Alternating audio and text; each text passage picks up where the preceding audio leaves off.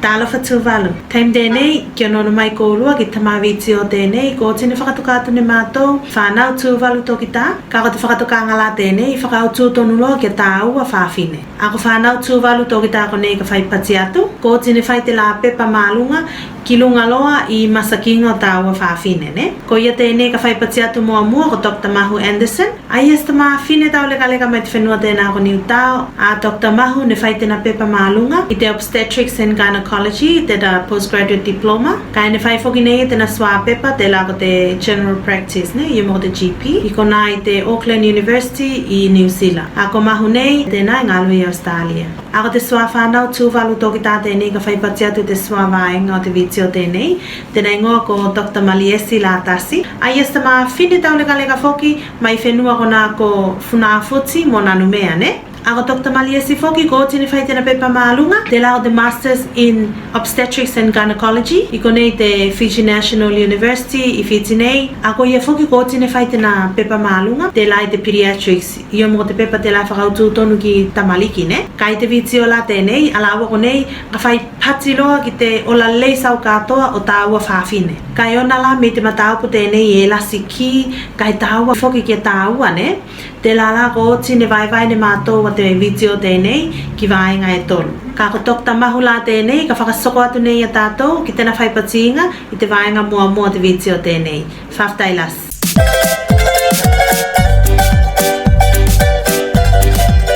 Prenatal Time. Mea nei ko te taimi tela seki faitama koe.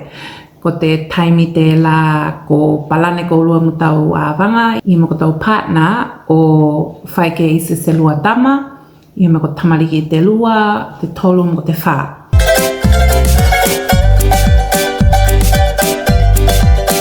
Ke sili ka ia e tāua te taimi tēnei me ko te taimi e whakatoka tātou ke toka mo te whaitamanga.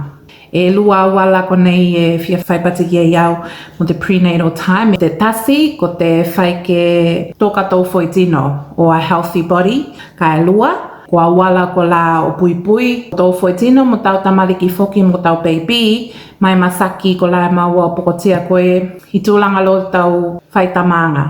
Maise te vaitau nei ki te COVID-19.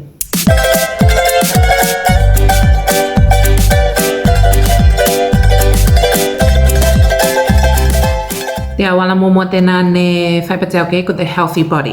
So ke whakatoka tō foitino o toka mana whai koe ko faitama. E whāwala e tāua ki au, tasi ko te balanced meal, mai se ke uke a lau lākau, vegetables, fuanga lākau, mana whai e maua ne koe. Ke palani lo te kaaiga koe. Lua ko te always remain hydrated, I me inu vai, se ko cordial, I me ko bofe o tea, pa ko te vai. Tolu, se inu kamangi, I me ko te se inu alcohol. Taimi nei, te la koe seki faitama, ka ko whakangata tau inu, I tāua kiloa me ka whai koe ko inu, ka se lone koe a koe faitama, e maua o esine masaki o poko kia baby. Te wha o auala ko te se pussy. Ka whai koe pussy, toi mawhau koe me mawhai nei koe o whakangata. Me te pussy e pokotia ki a baby, e maua o se lasi tena growth. E whaine mātou me peam se IUGR, ne?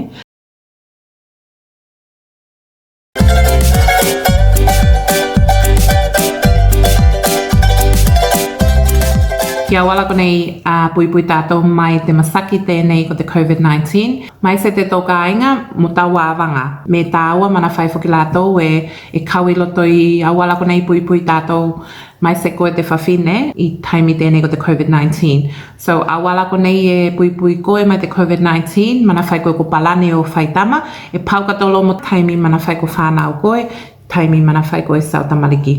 Awala ko nā pēnei. Tasi ko te fulu o lima whaeloa, I te luas fulu se kone ki vai mo soopu, pela mo te whanatunga a Dr Aloima mo tena video I vai asa kona ko teka. Lua ko te use o hand sanitizers, mana whai se aine soopu mo vai o tawha. Tolu, ka whai koe e whanokitua, sa patele ki tō isu o mata mo tō ngutu. Lawea whakinea koe te viti o tēnā Dr Aloima, me ka ia e mawhai o spread vave. So auala, ka whai eisne tino e tale I te tō kāinga I o me mawhai isu, nofo mau whoki mai a lātou. te suawala foki ko mea penei tau social distancing. The social distancing whakapalangi, basically ka whai koe whano ki tua mai loto I tō whale, ka whano pēr ki se appointment, I me lunga I te basi, I me whano ki te bank, ke nofolo koe mau mai te tino I o tawha, mai mua, mai tua I o tawha, at least 10.5 ki te lua mita te mau. Tēnā te social distancing. Suawala, ka whai koe se tau o whano ki tua, ne pela avaga a so whanau, ka whai koe se tau o whano, I o me maua koe o nofo I te whale, try o nofolo I te whale. Me pela mo mate, ka whai e taulo koe o whano, ke whailone ko te social distancing, ne, ke nofo koe mau mai nis tino. Te suawala ko ka whai tino ngā lue, maise penei te malo, mo kampane ko la e travel whailoa. Io me ka whai ko tala borders between Bela Tuvaluan mo Fiji, ka ko tau e vai koe. Toi ma whau fakalei me taulo koe, io me tau atu te nofo koe I whanaafuti loa. Ka e whano sua tino I te tō ngā luenga. Toi ma whau aka I auala kona.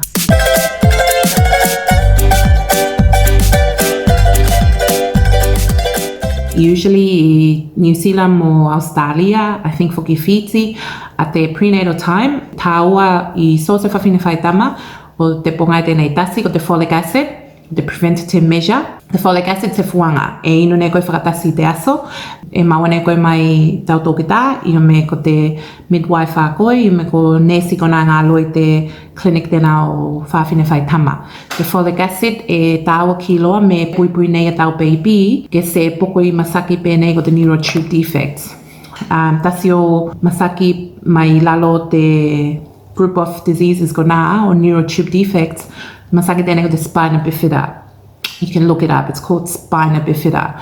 The spina bifida, mana whai koe ko the baby ko whanau, guys, is tēnā spinal cord, ko e nofo mai tua o te foitino ia, se nofo I loto I tēnā spine. Se masaki whakamataku kiloa, e maua kilo masaki te baby, maua whoki e mate in the first few weeks of life, or first few days. So tēnā te tau o te folic acid. Tēnā ue whai ato me ngali mana whai koe e inu koe tuai koe o faitama. E silo ne groups o whawhine tā wātu te masawan lātou ke inu mana whai ko palani ke faitama lātou. Whawhine ko nei, ko whawhine ko lāko tolu lima tau sanga ki lunga, ka ko palani o fia whai nelo tō tama I meni si tama lātou. And two, ko whawhine ko la e high risk, ko la ne pokotia I masaki, rotino lo whawhine faitama. I olo tō faitama anga mua mua. Io me nei sine olo tō tamariki ne whanau kai pokoti e masaki ko nā. Ko nā whawhine e tau o inu folic acid, ko I tuai o faitama, e tāua kiloa. So tēnā, folic acid tāua. Me nei maso se whawhine faitama.